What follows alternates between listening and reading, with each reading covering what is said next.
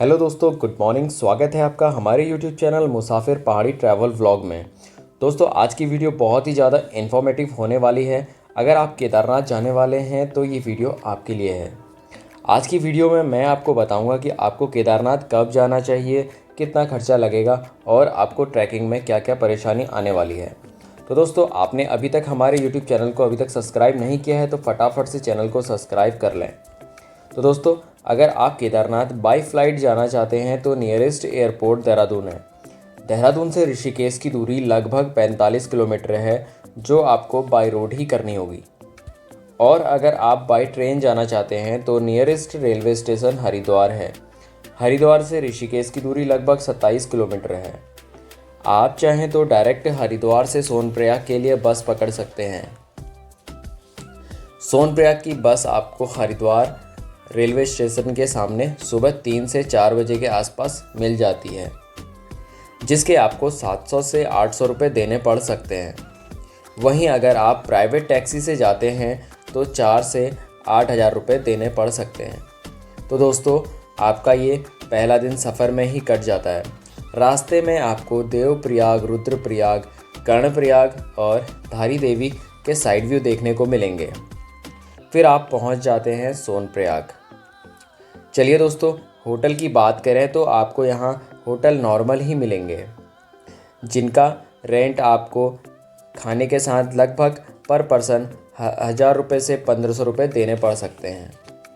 आप अपना स्टे सोनप्रयाग, सीतापुर, रामपुर या फिर फाटा में भी बना सकते हैं। ये रहा आपका डे 1। अब हम बात करते हैं डे 2 की। डे 2 में आपकी पद यात्रा शुरू हो जाती है। सोनप्रयाग से आपको मिलेंगे शेयरिंग जीप, जो कि आपको लेकर जाएगी गौरीकुंड। और तो भैया जी, अभी हम लोग पहुंच गए हैं सोनप्रयाग की पार्किंग से थोड़ा आगे शटल पार्किंग में। तो यहाँ से शटल में हम लोग बैठ के जाने वाले हैं आगे की तरफ। तो अभी फटाफट करते हैं शटल का इंतज़ार, फिर निकलते हैं आगे को।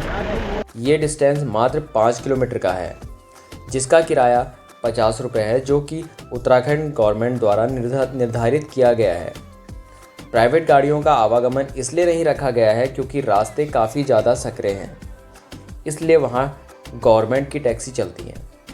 टैक्सी में 8 से 10 लोगों को बैठाया जाता है और आप 15 से 20 मिनट में पहुँच जाते हैं गौरीकुंड। गौरीकुंड से केदारनाथ की दूरी लगभग 22 किलोमीटर है, जो कि लगभग 10 घंटे में पूरी हो जाती है। यहीं से श्री केदारनाथ को पैदल यात्रा शुरू हो जाती है। अगर आप पैदल यात्रा करने में सक्षम हैं तो अपने साथ एक लाठी ज़रूर रख लें, क्योंकि ये ट्रैकिंग करने में आपको बहुत ज़्यादा हेल्प देगी। दोस्तों, अगर आप केदारनाथ आ रहे हैं ना तो आप इस टाइप की लाठी ज़रूर ले लें, क्योंकि ट्रैकिंग करने में काफ़ी ज़्यादा दिक्कत होगी और ये आपके लिए काफ़ी ज़्यादा हेल्पफुल होगा। क्योंकि हमने यहाँ से लगभग 19 किलोमीटर की ट्रैकिंग करनी है, जो कि भैया हमें इस लाठी के सहारे हमें काफ़ी ज़्यादा ईजी होगा। तो फिलहाल अभी हम लोग ये लाठी वगैरह लेते हैं। तो ये हमें जो लाठी पड़ी है यहाँ से, ये 40 रुपये की पड़ी है। अगर आप चलने में सक्षम नहीं हैं तो आपके पास 2 विकल्प आते हैं। पहला, घोड़े खच्चर, जिनका किराया जाने का 2500 से 3000 होगा और रिटर्न आने का 2000 से 2200। ये घोड़े का विकल्प है। दोस्तों, दूसरा विकल्प पिट्ठू या पालकी है। ये आपका वज़न देखकर किराया लेते हैं। अगर आपका वज़न 60 से 80 केजी के बीच में है तो ये आपसे 8000 से 9000 रुपये लेंगे। दोस्तों, इसके अलावा आपके पास एक और विकल्प है, हेलीकॉप्टर। लेकिन इसमें सबसे ज़्यादा मगजमारी रहता है टिकट बुकिंग का, क्योंकि इसकी टिकट यहाँ पर मिलती नहीं है।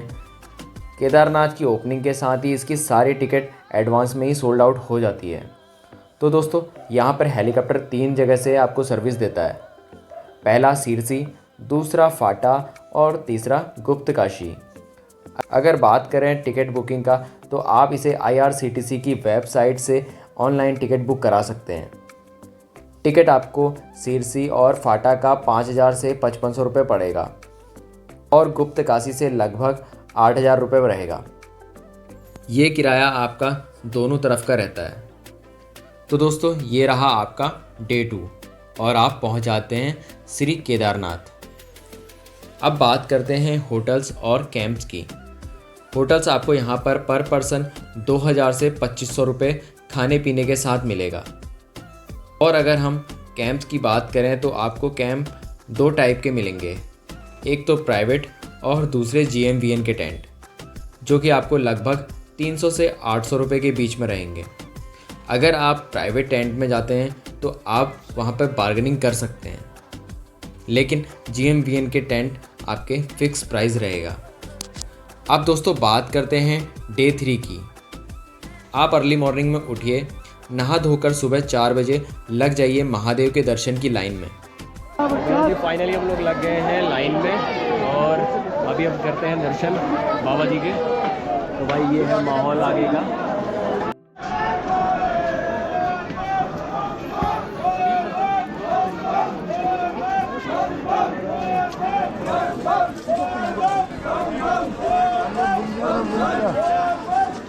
केदारनाथ के दर्शन करने के बाद, बाबा जी के दर्शन करने के बाद अब जा रहे हैं हम लोग भीमशिला की तरफ और आपको दिखाते हैं भीमशिला और बताते हैं भीमशिला की कहानी।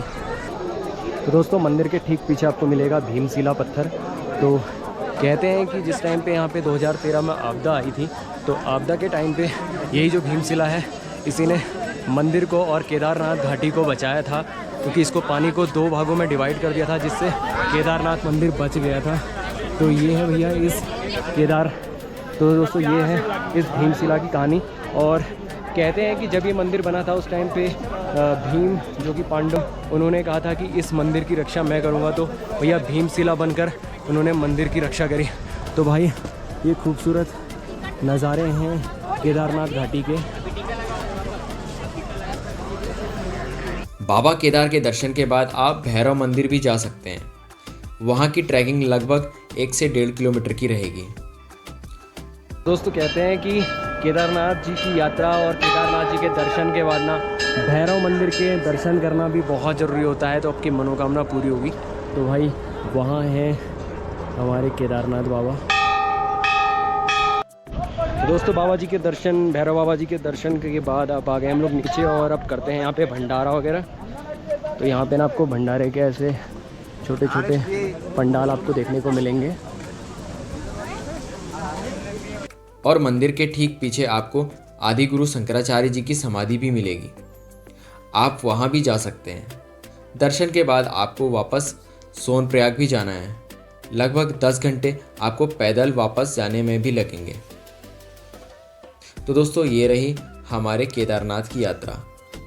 तो दोस्तों अगर आपको हमारी ये वीडियो अच्छी लगी तो प्लीज़ लाइक करना, शेयर करना, सब्सक्राइब करना और मिलते हैं फिर से किसी नेक्स्ट व्लॉग के साथ। तब तक के लिए जय हिंद, जय भारत, जय केदार।